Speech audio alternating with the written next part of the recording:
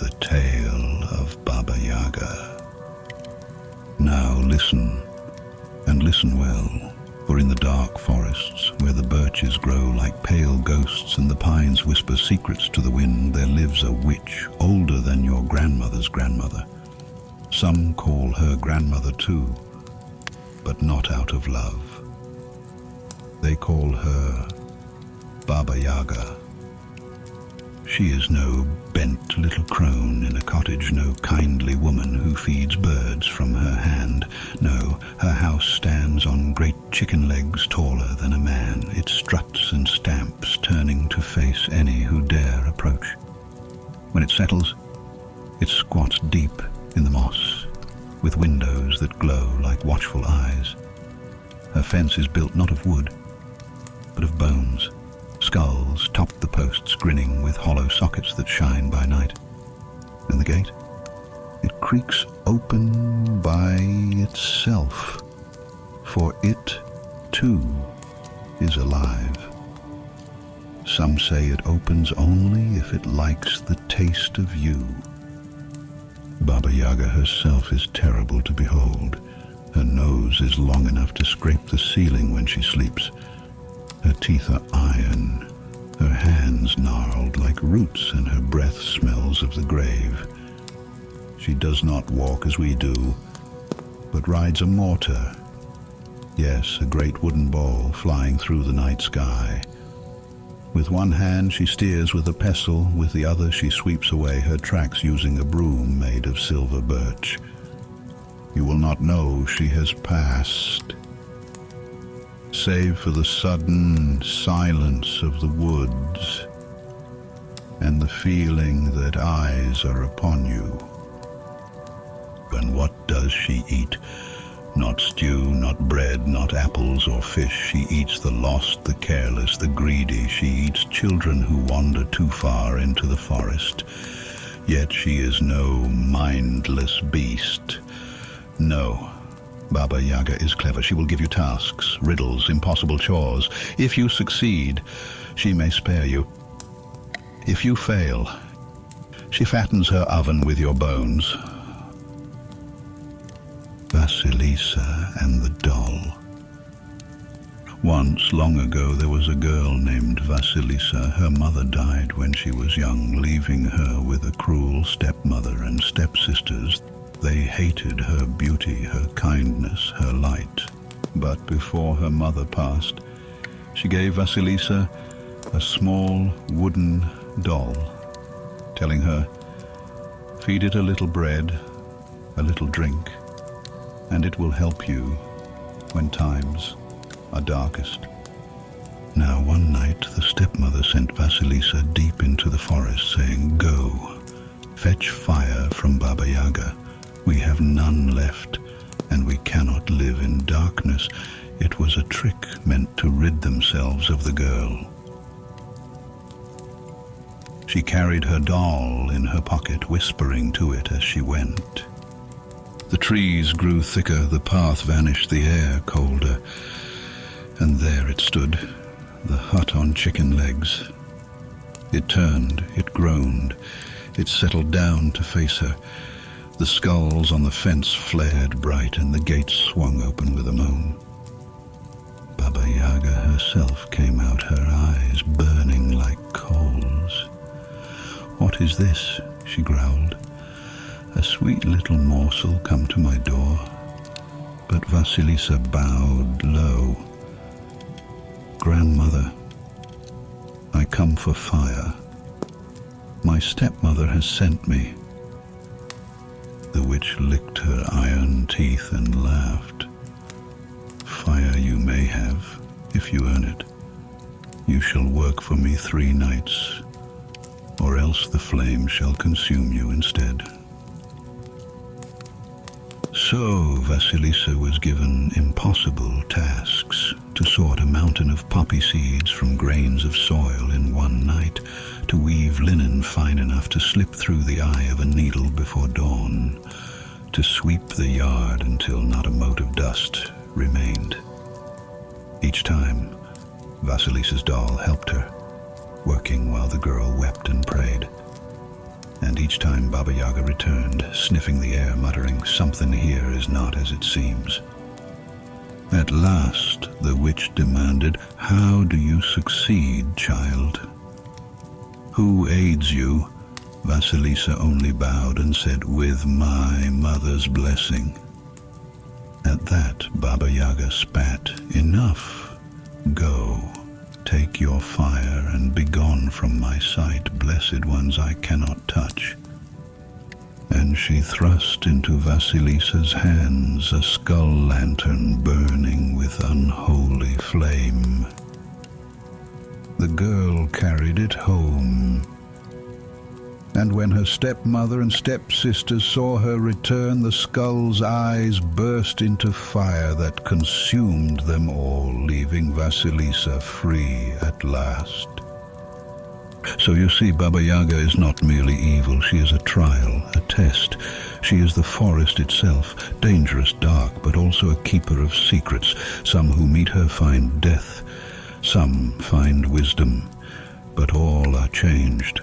Remember, if ever you wander in the woods and hear the creak of bones or see a hut turning on its legs, do not go near, unless you are strong of heart, unless you carry blessings, unless you are clever enough to answer her riddles. For Baba Yaga does not give without taking, and the price she asks is never small. They say she still flies on nights when the moon is thin across the skies of Russia and beyond. Farmers hear her mortar rumbling like thunder. Hunters see shadows pass above the trees and travelers who vanish on lonely roads.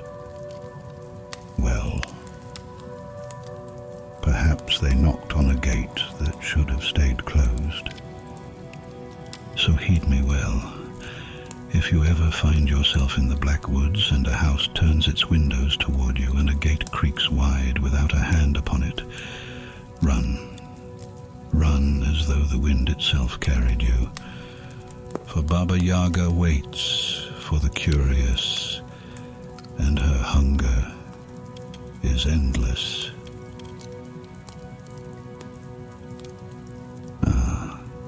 You've heard of Baba Yaga, the fearsome witch in her chicken-legged hut. But not all spirits of Russia are so cruel. Some, in truth, live closer than you think, beneath your own roof, beside your own hearth. One of these is the Domovoi, the house spirit. Now listen well, for the Domovoi is not a ghost nor demon, though he can frighten like one. He is the soul of the home itself, old as the first fire your ancestors lit in their cottages, small and hairy, with a beard like tangled moss. His eyes glimmer bright as embers. He creaks the floorboards at night, rustles in the rafters, and sometimes sits heavy on your chest in dreams, as if to say, "I am here. Do not forget me." The Domovoi is no enemy unless you drive him to anger. Treat him with respect, and he guards your home, keeps wolves from the sheep and misfortune from the door. Neglect him, and he tangles your spinning, sours your milk, and makes the nights long. In a village not far from the black forest of Tula, there lived a boy named Mikhail. He was strong but restless, quick to laugh and quick to anger. His father had died the winter before, and Mikhail was left to tend the small farm, with only his mother for company. He thought himself master of the house now, free to do as he pleased, but a house is never without its master. That first spring after his father's death, the animals grew sickly. The cow gave little milk, the chickens laid few eggs. At night, strange things stirred. The bread did not rise, doors slammed in the windless dark, and Mikhail swore he heard muttering behind the stove.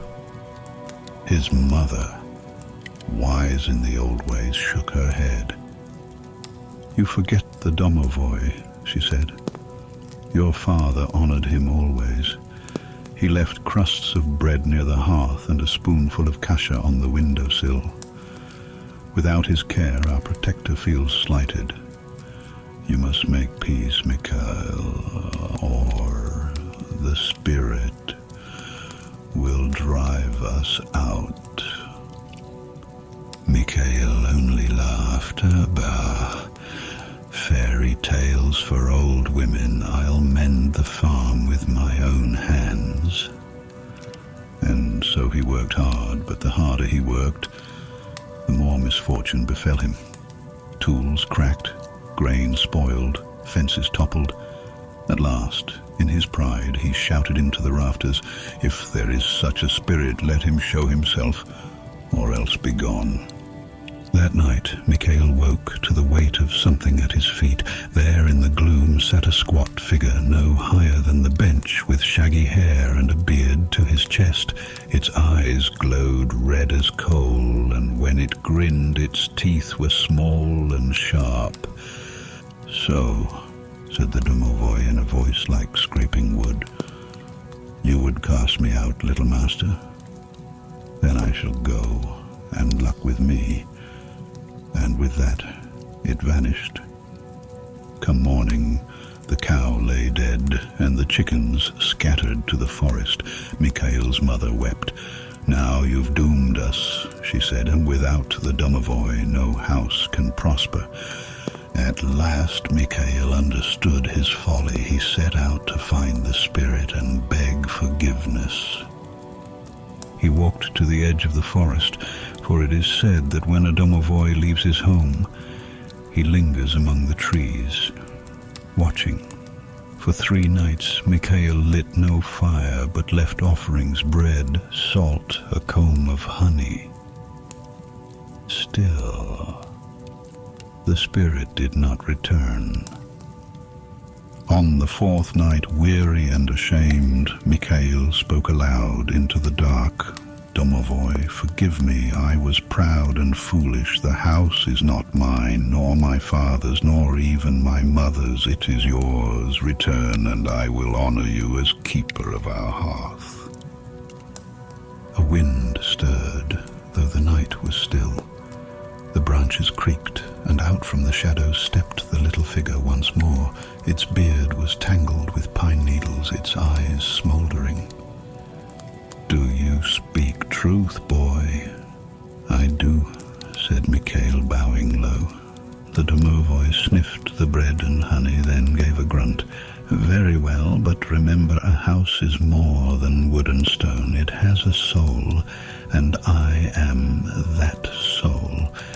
Forget me again, and you will live in ruin." So the Domovoi returned with him, unseen but felt. The very next morning the hens came back, clucking, and the cow, though thin, gave milk once more. Tools mended, bread rose sweet, and peace settled in the cottage. From that day forth, Mikhail never failed in his duties. Every night he left a crust of bread and a cup of milk by the stove. Sometimes he heard the creak of little footsteps in thanks, and though he never saw the Domovoi again with his waking eyes, he knew the spirit watched, guarding the house through storm and winter. When Mikhail grew to be an old man, he taught his children and grandchildren the same.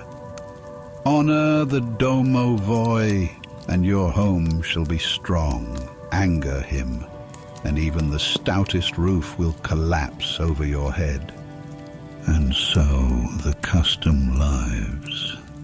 To this day, in quiet villages, old folk still place bits of food in dark corners, whispering, "Here, grandfather, share our table." For a house without its Domovoi is a house without luck. Remember this, children, the Domovoi is not far. He may sit behind your stove this very night, or hide in the barn, or crouch beneath your bed watching. If you hear a rustle or a knock after midnight, do not be afraid.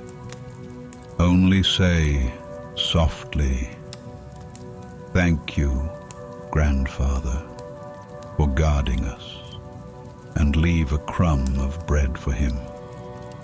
Then sleep sound, for the house will keep you safe. Children, we have spoken of the witch in the forest and the spirit of the hearth, but rivers and lakes have their own mistress, one whose song is sweeter than any bird's, and whose sorrow is deeper than the blackest pool. She is called the Rusalka. Now, a Rusalka may look like a maiden, slender, pale, with hair flowing long as river weeds, shining silver or green in the moonlight. Her eyes glimmer like wet emeralds, her laughter ripples like water over stones. To see her from afar is to believe she is but a lonely girl by the bank, combing her hair with a fishbone comb, humming to herself. But step too near and you will learn her true nature, for she is no mortal maid, but the restless spirit of one who met her end in the water. Some say they are girls betrayed by cruel lovers, cast away by husbands, drowned in sorrow. Others say they are the unbaptized dead, denied rest in heaven. However they come to be, all Rusalki carry grief, and grief is sharp as a knife. Their beauty hides vengeance, and their song is both a blessing and a curse. There was once a village by a broad and winding river. The people farmed the fertile banks, fished its depths, and prayed each year that spring floods would not wash their homes away. Among them lived a maiden named Oksana. Oksana was bright-eyed and quick-footed, with hair golden as wheat. All the boys of the village turned their heads when she passed, but her heart was fixed on one, a handsome youth named Danilo, who worked the fields and played the bandura at feasts.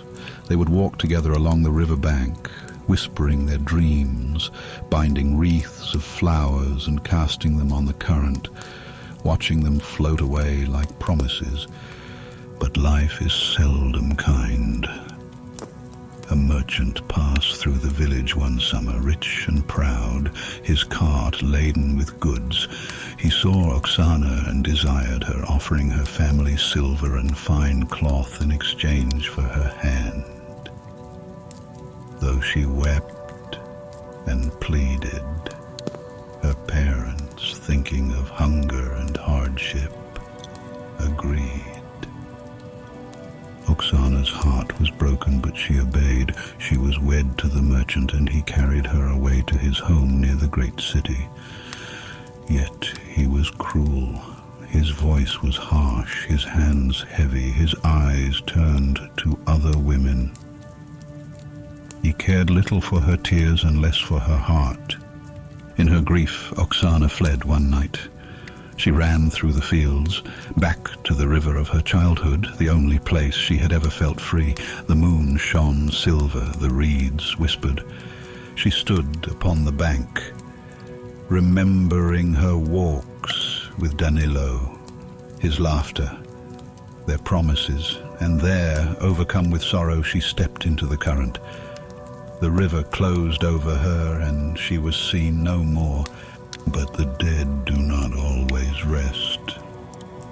At Pentecost, when the nights grow warm and the spirits are said to wander, the villagers began to whisper of strange sights. Fishermen swore they saw a pale figure gliding just below the water. Herdsmen heard a woman's laughter from the reeds, though no maiden was there. Then came the song. At dusk, a voice floated over the water, soft and sweet, weaving through the air like silk. It was sorrow and longing made sound, so beautiful it drew tears from the eyes. The young men of the village could not resist. One by one, they crept to the riverbank, searching for the singer. Some returned, dazed and silent, speaking of a pale girl who vanished when they reached for her. Others did not return at all.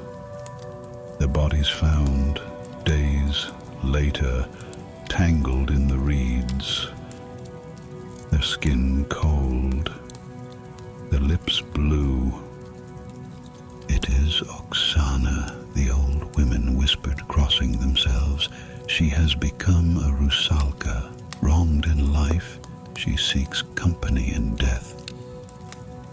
Now Danilo, the one she had loved, heard the whispers too. He grieved bitterly when she was taken from him, and guilt gnawed at him, for he had not fought harder to keep her. He longed to see her face again, if only once. One evening, unable to resist, he went to the river at moonrise. There she was, sitting on a rock by the water's edge, combing her hair with her fishbone comb, just as she had in life. The moonlight made her glow. Her eyes sad, but shining. "Oksana," he breathed, stepping closer. She looked up, and for a moment her face was gentle, filled with love. "Danilo," she whispered, "you came." Her voice was like a song, soft and aching. He moved toward her, though the water lapped at his boots, cold as ice. She held out her hand, pale and slender. "Come to me, my love, be with me forever, where no sorrow can part us." Danilo's heart ached. He longed to take her hand, to hold her again. But as he reached, he saw her eyes glow faintly green, her smile stretching too wide, her teeth sharp as a pike's. Behind her in the dark water, shapes shifted. Other faces, pale and watching. The drowned dead who had followed her song. Terror and love battled within him. With all his strength, he tore his gaze away and stumbled back. The Rusalka's smile turned bitter. Her voice rose, no longer soft but fierce as rushing water. "You loved me once, and now you flee. Then I will have you yet." She surged toward him, arms outstretched, the water rising with her. But Danilo fled, crossing himself, calling on God and the saints. The spell broke, and he reached the safety of the village, heart pounding. Behind him, the river roared, and her song turned to a wail of grief. From that night on, Danilo never went near the river after dusk. He married another in time, raised children, grew old, yet on quiet nights, when the moon was silver, he would hear her song drifting across the fields. It was no longer sweet, but mournful, aching with loneliness. And though he loved his family dearly, part of him always wept to hear it, knowing Oksana's spirit lingered, forever bound to the river that claimed her. And so the people learn. To this day, on Pentecost, no one swims in rivers or lakes lest the Rusalki pull them down. They leave offerings of ribbons and combs upon the banks to soothe the maidens of the water. They tell their children, "Do not answer when you hear a strange song by night. Do not follow a pale girl into the reeds. For the Rusalka's love is a sorrow that never ends, and she waits to share it with you." Remember, children, the forest has its witch, the house its guardian, and the waters their maiden. She may be beautiful. She may sing sweeter than any living girl, but her embrace is colder than the grave. If you hear her voice on a moonlit night, walk quickly home and do not look back. Ah, children, the forest has its witch, the hearth has its spirit, the waters have their maidens, but the very seasons themselves, the turning of the year, they too have their lords. Their story is older than memory, older than stone. than fire itself. It is the tale of the 12 months and of a girl named Marushka who once came to know them. Marushka lived in a village pressed between mountains and forest where the winters were long and cruel. Snow lay heavy upon the roofs, the wind prowled through the chimneys, and the sun rose pale and weak. Her father was gone, claimed by sickness, and she lived now with her stepmother and stepsister. They were hard women, sharp as thorns, never kind, never gentle. To them, Marushka was little more than a servant. She chopped the wood until her hands blistered, fetched water until her shoulders ached, and scrubbed floors till her knees bled. While her stepsister sat by the fire, wrapped in furs, Marushka shivered in rags. Yet though her life was bitter, Marushka's heart remained sweet. She sang to herself as she worked, songs soft as falling snow. She loved the forest in all its moods, when the pines groaned under white drifts, when violets stirred in spring, when strawberries reddened in summer fields, and when apples blushed on golden branches in autumn. Her love for the seasons was deep, though the seasons gave her little kindness. One January day, when the snow lay thick and the frost bit like teeth, the stepsister gazed from the window with a sigh. "How I long for violets," she said. "Bring me violets, Marushka." "But sister," Marushka whispered, "violets bloom only in spring." The stepmother's voice cut like an axe. "Do as you are told. Bring violets or do not return." So Marushka wrapped herself in her thin shawl and stepped into the storm. The wind clawed at her hair, the snow stung her face, but she pressed on. The forest loomed black and silent but for the groaning of trees. Her breath steamed in the air. Her feet froze in her shoes. Yet still she walked. At last, through the swirling dark, she saw a glow. She stumbled toward it and found a wide clearing she had never seen before. At its heart blazed a fire, tall and bright, crackling as though it were summer. Around it sat 12 figures, cloaked and hooded. Their eyes glimmered with the wisdom of years beyond counting. Marushka fell to her knees. "Forgive me, lords. I am sent to seek violets, though the ground is frozen." The eldest, with hair silver as icicles, spoke in a voice deep as the wind. "I am January.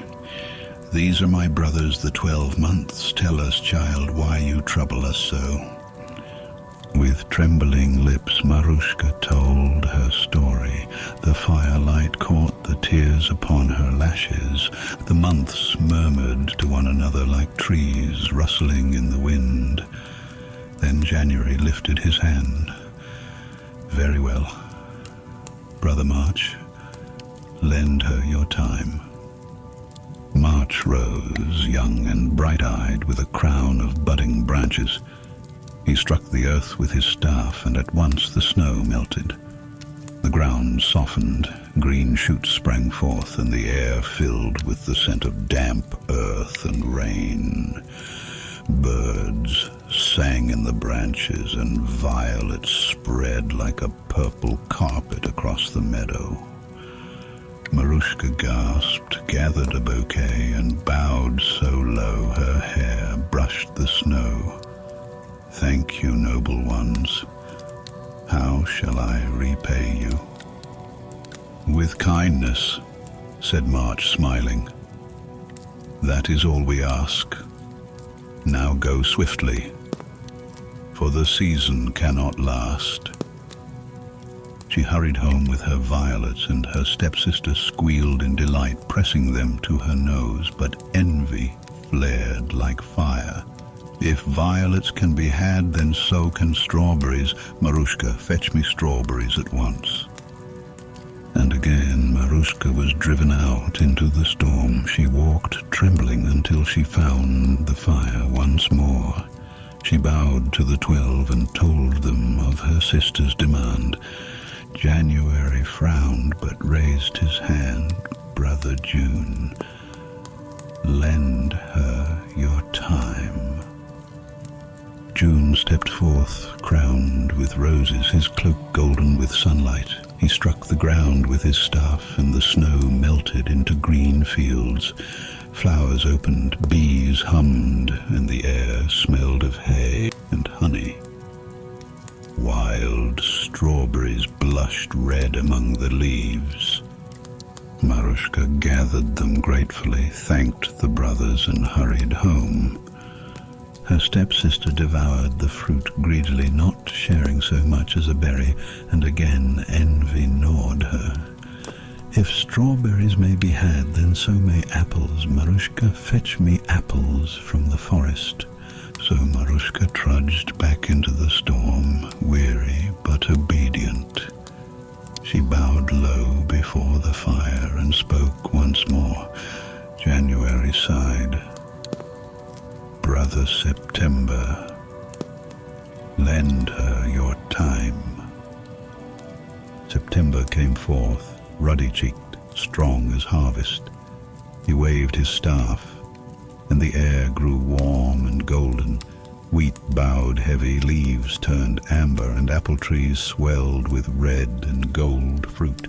Marushka filled her apron, thanked the brothers once more, and returned. But her stepmother and stepsister, greedy as wolves, seized the apples and sneered.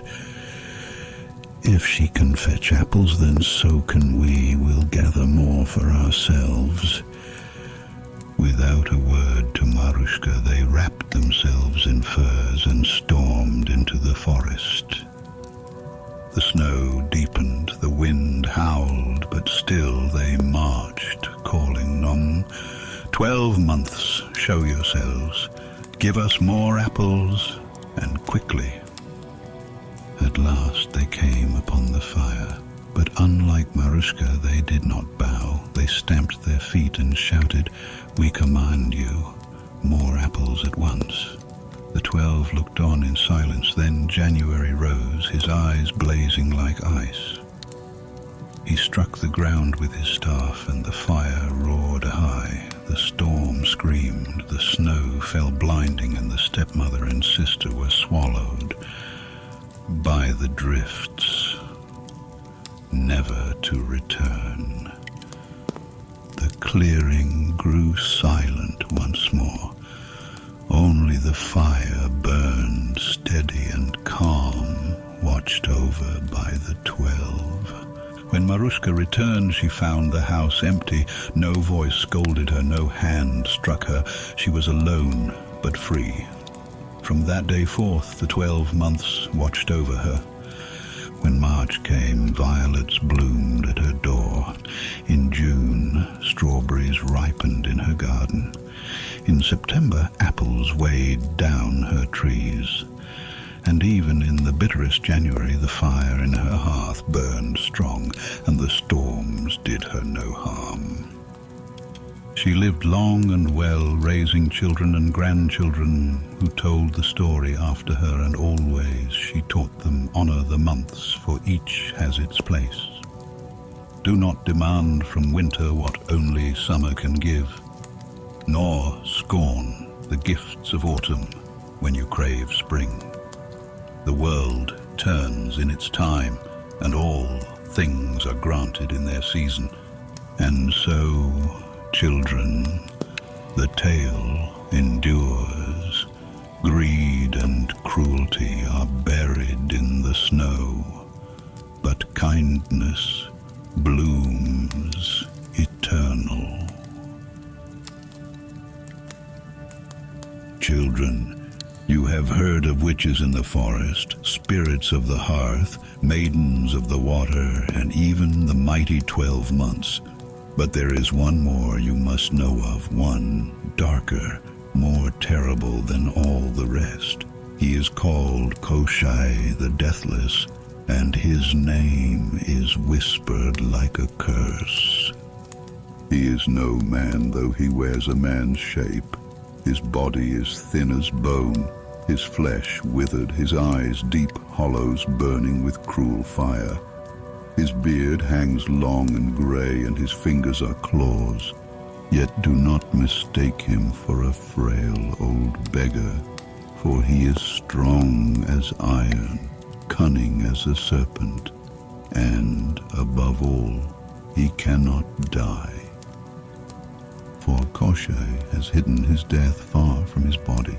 No sword may pierce him, no fire burn him, no rope bind him, for his soul lies locked away in a secret place.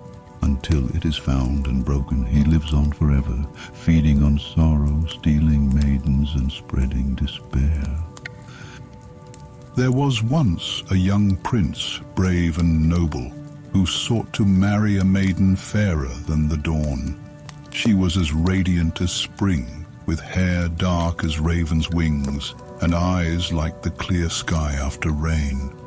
But she was already in the grasp of Koschei. For the Deathless One had stolen her away, carried her to his black palace in the mountains, guarded by walls of iron and gates of bronze. There she wept, her song echoing in the cold halls, while Koschei laughed, promising she would never leave him, for he could never die. The prince swore to rescue her. He rode for many days through forests, dark as midnight, across rivers swift as thunder, over plains wide as the sky. At last he came to Baba Yaga's hut, standing on its great chicken legs, turning its windowed eyes toward him. "What do you seek, little morsel?" croaked Baba Yaga, her iron teeth gleaming. "I seek Koschei the Deathless," said the prince, bowing low. "Tell me how I may defeat him, that I may save my bride." The witch laughed, her voice like snapping bones. "Many have sought his death, but none have found it, for his life is not in his body, but hidden far away. To slay him you must find the place where it lies. Shall I tell you where?" "Please, grandmother," the prince begged. Baba Yaga's eyes gleamed. "Then listen well. Koschei's death is in a needle, inside an egg, inside a duck, inside a hare, inside a chest buried beneath an oak tree on an island in the middle of the sea. Find it, break it, and only then can Koschei die." The prince thanked her, though her smile chilled him, and set out to find the oak. He journeyed long and hard. The sea was wide, and no bridge crossed it, no boat dared sail its stormy waters. But as he stood upon the shore, despairing, a great eagle swooped down. "Why do you weep, prince?" asked the eagle. "I seek the island where Koschei's death is hidden," said the prince. "I will carry you," said the eagle, "for once you fed me meat when I was starving." And the eagle bore him across the waves, its wings beating like thunder until they came to the island. There stood a mighty oak, its roots twisted deep in the earth. Beneath it was buried a chest of iron. The prince dug with bleeding hands until he unearthed it, but the lock was sealed fast. Then came a bear, huge and roaring. "Why do you struggle, prince?" asked the bear. "I seek Koschei's death," said the prince. "I will break the chest," said the bear, "for once you spared me from the hunter's trap." And with its mighty claws, the bear smashed the lock. From within leapt a hare, swift as lightning, darting into the forest. The prince chased, but the hare would have escaped, had not a wolf burst from the shadows. "Why do you chase, Prince?" asked the wolf. "I seek Koschei's death," cried the prince. "I will catch the hare," said the wolf, "for once you freed me from the snare." The wolf sprang, seizing the hare in its jaws. From the hare tumbled a duck, flapping into the air. The prince despaired, for it flew too fast. But a falcon stooped from the sky, crying, "I will strike the duck, for once you healed my broken wing." With a cry, the falcon struck and the duck fell. From its body dropped a single egg, glowing faintly. The prince caught it before it touched the ground. And inside the egg was a needle, thin, sharp, shining with strange light. He held it in his hand and felt the weight of Koschei's life. With the egg hidden in his pouch, the prince rode to Koschei's black palace. The Deathless One sat upon his throne of iron, his eyes blazing with fury. "So you have come," hissed Koschei. "Do you think to defeat me? I am eternal. I am deathless. No man may slay me." The prince held forth the egg. At once, Koschei gave a terrible cry, his body shuddering. He leapt from his throne, clawing the air. "Give it to me," he shrieked. "It is mine." But the prince broke the egg in his hand and snapped the needle within. Koschei screamed, a sound that shook the mountains. His body crumbled to dust, his iron palace split asunder, and the maiden was freed. The prince took her hand, and together they fled the ruins as the winds carried away the ashes of the Deathless One. And so, children, though Koschei is called deathless, he was slain at last. Not by strength nor by sword, but by cunning, by courage, and by aid freely given. For the eagle, the bear, the wolf, and the falcon remembered the prince's kindness, and without them he would have failed. So remember this: no man is truly deathless, and no evil is beyond defeat. Even the darkest life hides its end somewhere, waiting to be found. And if ever you wander near a black palace in the mountains, where the walls gleam with iron and the wind carries a hollow laugh, walk quickly on. For some say Koschei's dust still stirs, waiting for the day when his soul will knit itself again, and he will rise once more. Children, we have spoken of witches and house spirits, of river maidens and the 12 months, of Koschei who hides his death away, but there is one more creature feared in whispers, avoided even by the boldest hunters.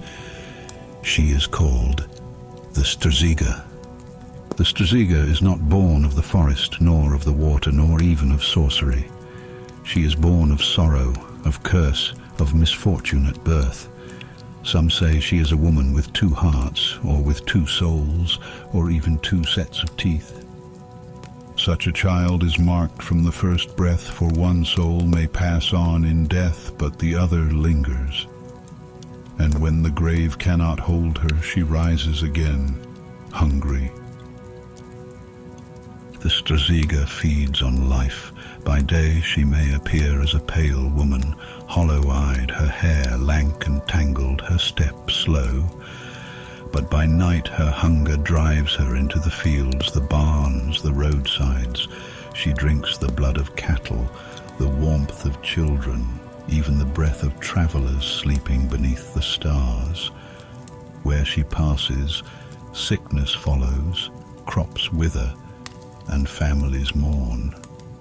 And yet, like many spirits, she is not only a monster, she is tragedy itself, and tragedy cannot be met only with sword and fire. It must be understood, endured, and sometimes pitied. Once, long ago, there was a village at the edge of a great marsh. The soil was rich, but the fog was heavy and the nights deep. In this village was born a girl named Elżbieta.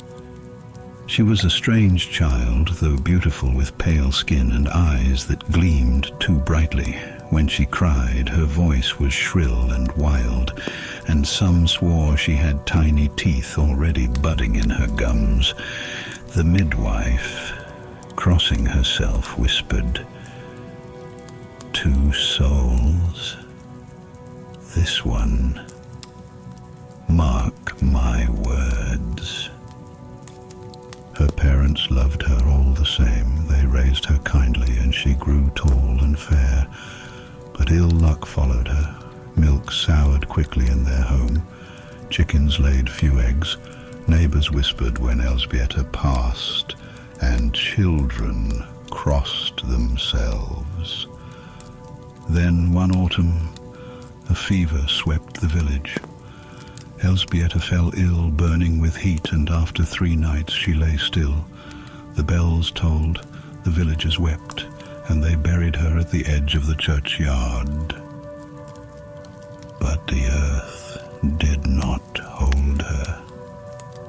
In the weeks that followed, the village grew uneasy. First, a calf was found dead in its pen, its throat marked with strange wounds. Then children fell sick, pale and weak, unable to rise from their beds. At night, men heard footsteps near their windows, soft scratching like nails on wood. One shepherd swore he saw a figure by the marsh, a woman, white as moonlight, her hair tangled, her eyes gleaming green. She vanished into the mist, leaving only ripples in the reeds. The villagers gathered in the square. "It is Elżbieta," said the old midwife. "Her second soul has risen. She is Strzyga now." Fear spread like wildfire. Some cried, "We must dig her grave, cut off her head, drive a stake through her heart." Others trembled, afraid to touch her resting place, but one among them did not give in to fear. This was Janek, a young man who had loved Elżbieta in life. He remembered her laughter by the river, her hands weaving garlands of flowers, her voice singing soft songs at dusk. He could not believe she was only a monster. "I will go to her," he said. "I will see for myself." That night Janek walked to the marsh. The fog wrapped around him, the reeds whispered, and the moon hung pale and cold. He carried only a lantern and a small cross on a cord around his neck. By the water's edge he saw her, Elżbieta, yet not as she had been. Her gown was torn, her feet bare, her hair wet and clinging. Her face was pale, almost beautiful, but her eyes glowed faintly and her mouth was stained dark. "Elżbieta," he whispered. She turned, and for a moment her face softened. "Janek," she said, her voice like wind through hollow reeds. "You came." He reached out a trembling hand. "They say you are Strzyga. Tell me it is not so." Tears shone in her eyes. "I did not choose this. I woke in the earth cold and alone, my hunger burning. I tried to resist, but the hunger is stronger than I am. It drives me, Janek. It gnaws at me. I cannot stop." She stepped closer, and he saw the sharp glint of her teeth. Her breath chilled him, and the lantern flickered. "Leave this place," she whispered, "before I harm you too." But Janek did not flee. He stood firm. Then let me help you. Tell me how. Her eyes darkened. There is no help. Only fire. Only steel. That is the way of my kind. Her voice broke and she turned away, vanishing into the fog. Yannick returned to the village, but he told no one what he had seen. Still, the Strzyga's hunger grew. More cattle died. Children sickened. The villagers grew desperate. At last, they gathered with torches and spades.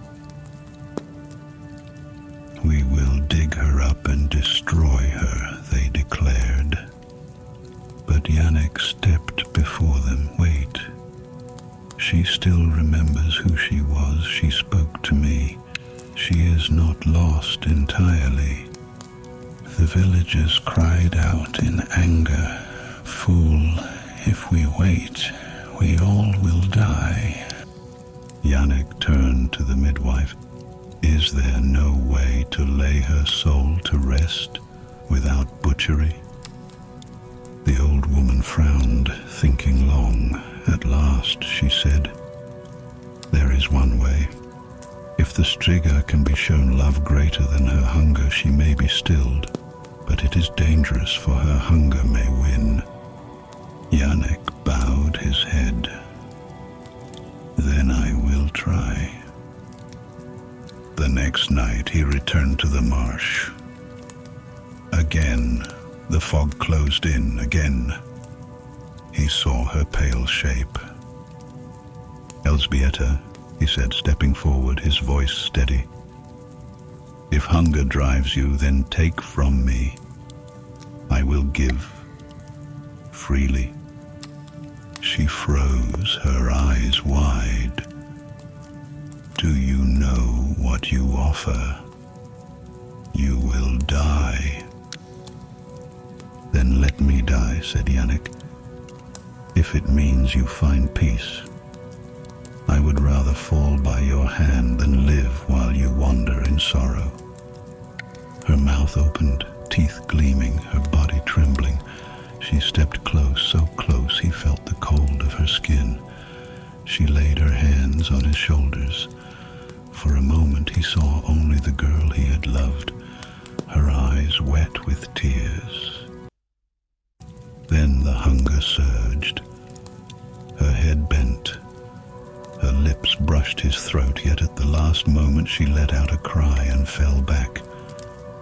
No, she wailed, I will not feed on you. Better I return to the earth. The marsh wind rose, the reeds thrashed, and the lantern light dimmed. Elżbieta's body shuddered, then crumbled like mist. Only her voice lingered, soft and sorrowful. Thank you, Yannick. At last, I am free. And with that, she was gone. The villagers never saw the Strzyga again. The sickness passed, the cattle thrived, and peace returned, but Yannick never forgot. He lived to old age, but he never took another wife, never ceased to carry her memory. On quiet nights, when the fog lay thick on the marsh, some swore they heard a woman's voice singing, soft now, not hungry but sorrowful and sweet. And the old people said it is Elżbieta, watching but at peace. So remember, children, the Strzyga is a terror, yes, but also a tragedy. She is hunger and sorrow bound in one. And though steel and fire may end her body,